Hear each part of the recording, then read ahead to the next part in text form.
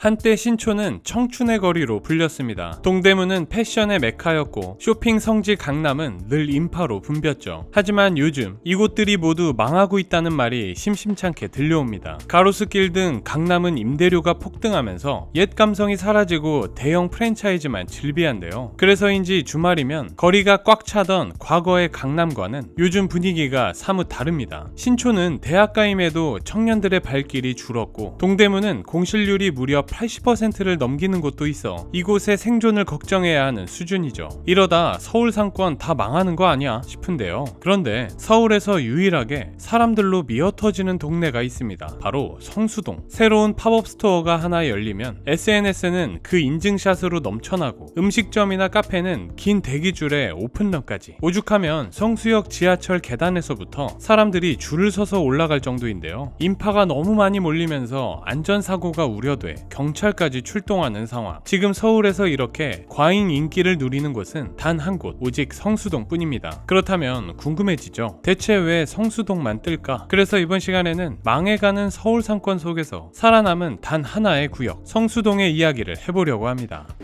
지난해 폐업한 소상공인은 무려 100만 명에 육박합니다. 역대 최고 기록인데요. 대폐업의 시대, 자영업의 몰락이라는 이야기가 나올 정도로 요즘 분위기가 심상치 않습니다. 자영업자들은 코로나 팬데믹 때보다 요즘이 더 버티기 힘들다며 한숨을 푹푹 쉬고 있는데요. 실제로 한때 서울에서 가장 잘 나간다고 했던 강남이나 대학가, 역세권 상권도 요즘은 한 집 걸러 하나씩 텅텅 비어있는 상황입니다. 거리는 텅 비고 가게엔 파리만 날리고 결국 못 버티고 줄폐업으로 이어지고 있죠. 이처럼 지금 서울의 오프라인 상권이 전체적으로 위기인데요. 그런데 이런 와중에 분위기가 사뭇 다른 곳이 있습니다. 바로 성수동이죠. 성수동의 공실률은 단 1.9%. 전문가들은 1에서 3%대의 공실률은 사실상 공실이 없는 상태나 마찬가지라고 하는데요. 지하철 성수역의 하루 평균 승하차 인원은 무려 9만 명입니다. 그만큼 유동인구가 많다는 뜻이죠. 줄 서서 지하철 계단을 올라가야 하는 동네. 밥을 먹든 카페를 가든 빵 하나를 사든 뭐든 줄부터 서야 하는 곳이 바로 성수동입니다. 그야말로 서울의 유일무이한 대표 핫플레이스인데요. 게다가 요즘 브랜드 마케터들 사이에선 성수동에 팝업 스토어를 안 열면 마케팅 안 한 거나 마찬가지라는 얘기가 나온다고 해요. 성수에 팝업을 열었다는 것 자체가 마케팅이고 성수에서 한다는 것만으로 곧 컨셉이 된다는데 이쯤 되면 궁금해지지 않나요? 도대체 이 동네 뭐길래 이렇게 뜨는 걸까요? 지금은 성수동이 이렇게 핫플이지만 사실 불과 15년 전만 해도 성수동은 매우 생소한 동네였습니다. 젊은이들이 성수동에 가서 놀 일은 거의 없었죠. 성수동 하면 거기 공장 많은 데잖아 정도의 이미지였으니까요. 서울 도심에서 살짝 떨어진 외곽이었던 성수동은 그저 종로와 강남 사이에 있어 접근성이 좋고 땅값은 저렴한 지역 그저 그뿐이었습니다. 그래서 1960년대 초 서울시의 도시계획에 따라 공업지역으로 공식 지정됐던 장소죠. 이후 성수동엔 철공소, 피혁공장, 수제화 공장들이 들어섰고 1990년대까지 성수동은 도심 속 제조기지 역할을 합니다. 그런데 이후 대한민국에도 큰 변화가 찾아옵니다. 한국의 산업구조가 이제는 제조업에서 IT와 서비스업 중심으로 전환됐기 때문인데요. 그러면서 서울 안에 있던 공장들은 점점 외곽으로 밀려나게 됩니다. 그렇게 성수동에 모여있던 공장들이 점점 빠져나갔고 성수동은 쇠락한 공업지대로 방치돼 있었는데요. 성수동이 그야말로 텅 비어버린 상황. 그런데 바로 이때 이 낡고 텅 빈 공간을 주목한 사람들이 있었습니다. 바로 젊은 예술가와 창작자들이었죠. 왜냐하면 그냥 보았을 때는 그저 텅 비어 보이는 제조업의 현장들이 이들이 보았을 때는 넓은 공간에 임대료도 싸고 층고도 높고 작업실로 쓰면 딱 좋아 보였기 때문이죠. 그렇게 2000년대 중반부터 하나둘 성수로 들어오기 시작합니다. 그렇게 성수에 버려진 공장들은 소규모 작업실과 공방, 전시장, 카페로 점점 변해갔죠. 그런데 이렇게 성수에 수많은 아티스트들이 들어오게 되자 성수동의 이미지에도 큰 변화가 일기 시작합니다. 옛 공장 느낌을 그대로 살리되 새로운 감각으로 리모델링한 공간들은 독특한 분위기를 만들어냈고요. 벽돌과 시멘트가 그대로 드러난 내부, 천장 천장이 높게 뚫린 공간은 딱히 꾸미지 않은 것 같지만 힙한 느낌을 주었고 사람들은 그 분위기에 새로움을 느꼈죠. 그렇게 성수동은 점점 감성이 깃든 힙한 동네로 떠오르게 됩니다. 성수동의 변신을 가장 상징적으로 보여주는 장소가 바로 대림창고인데요. 1970년대 정미소로 지어졌던 건물을 예술 전시장과 복합 문화공간으로 변신시킨 대림창고는 이제 성수동의 아이콘이 됐습니다. 이후로도 할아버지 공장, 어니언 성수 같은 공간들이 잇따라 생겨나며 힙한 동네 성수동이 완성되어 갔죠. 낡은 공장 위에 요즘 감성이 덧입혀지면서 성수동은 단순히 먹고 사러 가는 곳을 넘어 공간을 경험하러 가는 장소로 거듭났습니다. 어쩜 이렇게 바뀔 수 있나 싶으시죠? 그리고 이 감성이 깃든 공간의 힘을 일찌감치 알아챈 이들이 있었으니 바로 브랜드들입니다. 예술가와 창작자들이 버려진 공장지대 성수동을 새로운 감성으로 재탄생시켰다면 브랜드들은 성수동을 그야말로 뜨거운 공간으로 만들었습니다. 지금 보고 계시는 영상이 유익하시다면 구독, 좋아요 부탁드립니다.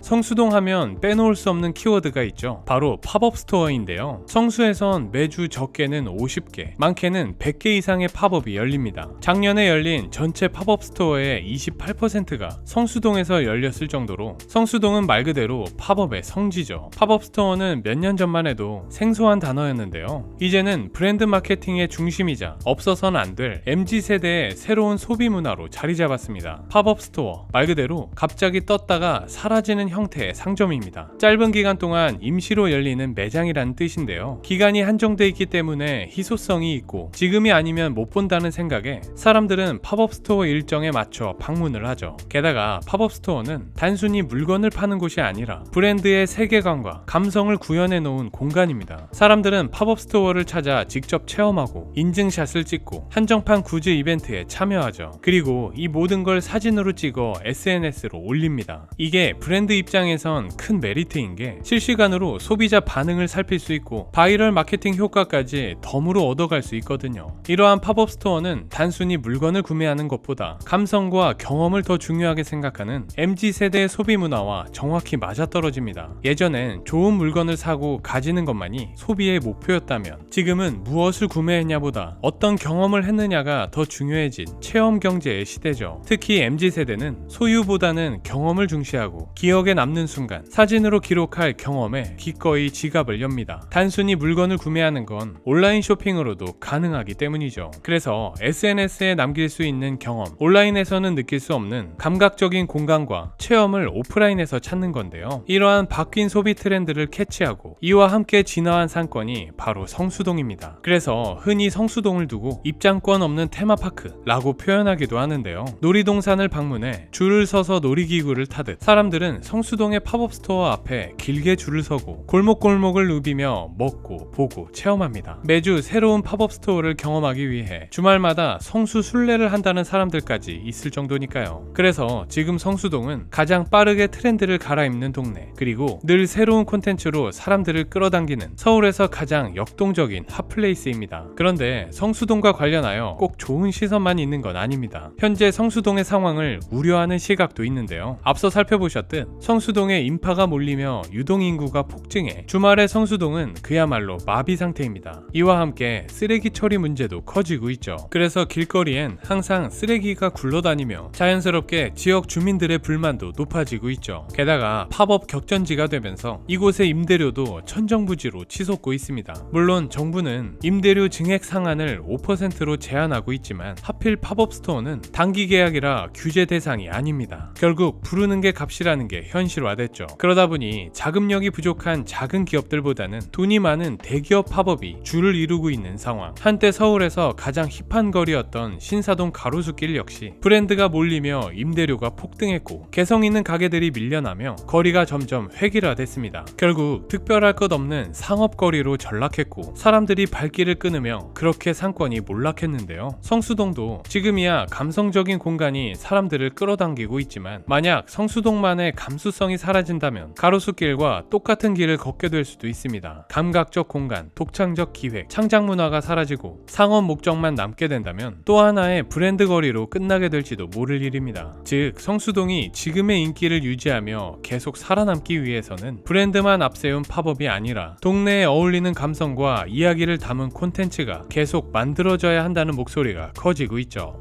과연 성수동은 지금의 인기를 순간으로 소비하지 않고 오래도록 사랑받는 장소로 살아남을 수 있을까요? 성수동만의 매력을 어떻게 지켜나갈지가 이 동네의 미래를 결정짓게 되겠죠. 오늘은 하나둘씩 몰락해가는 서울의 상권들 사이에서 유독 뜨겁게 주목받고 있는 동네 성수동의 현재를 함께 짚어봤습니다. 오늘은 여기까지고요. 지금까지 지식세포였습니다. 감사합니다.